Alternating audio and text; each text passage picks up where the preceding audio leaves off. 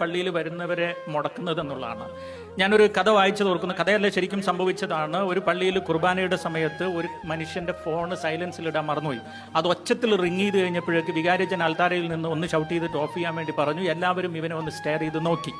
കുർബാന കഴിഞ്ഞ് വീട്ടിലേക്ക് പോകുന്ന വഴിക്ക് ഇവന്റെ ഭാര്യയും മക്കളും ഇവൻ ഒരുപാട് ഹറാസ് ചെയ്തു. എന്തിനാ മൊബൈലും കൊണ്ട് പള്ളിയിൽ പോയത്, അത് സൈലൻസിൽ ഇട്ടൂടായിരുന്നോ, ആകെ നാണക്കേടായി, മറ്റേതാ മറിച്ചാന്നൊക്കെ പറഞ്ഞ് ഇയാളെ കുറ്റപ്പെടുത്തിക്കൊണ്ടിരുന്നു. വൈകുന്നേരം മനസ്സിന് ഭയങ്കര സങ്കടം തോന്നി ഇയാള് അല്പം ബീർ കുടിക്കാൻ വേണ്ടിയിട്ട് ഒരു ബാറിലേക്ക് ചെന്നു. അവിടെ ചെന്ന് ഇയാൾ ബീർ കുപ്പി എടുത്ത് കുടിച്ചുകൊണ്ടിരിക്കുന്നത് കയ്യിൽ നിന്ന് താഴെ വീണ് പൊട്ടിപ്പോയപ്പോൾ എല്ലാവരും നോക്കി. ഇയാൾ വിചാരിച്ചു എല്ലാവരും ഇയാളെ കുറ്റപ്പെടുത്തും, വഴക്ക് പറയും, ബഹളം ഉണ്ടാക്കും എന്ന് വിചാരിച്ചു.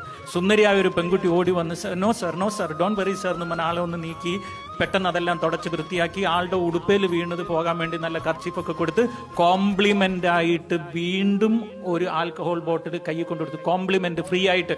എന്നിട്ട് പറഞ്ഞൊരു കാര്യമുണ്ട്, mistake is common, it can happen for anyone, it is to be corrected.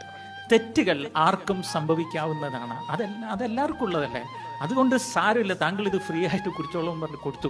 അന്ന് മുതൽ അയാൾ പിന്നെ ബാറിൽ നിന്ന് ഇറങ്ങിയിട്ടില്ല. ഇയാളെ ഇങ്ങനെ കള്ളുകൂടിയനാക്കി മാറ്റിയത് ആരാണ്?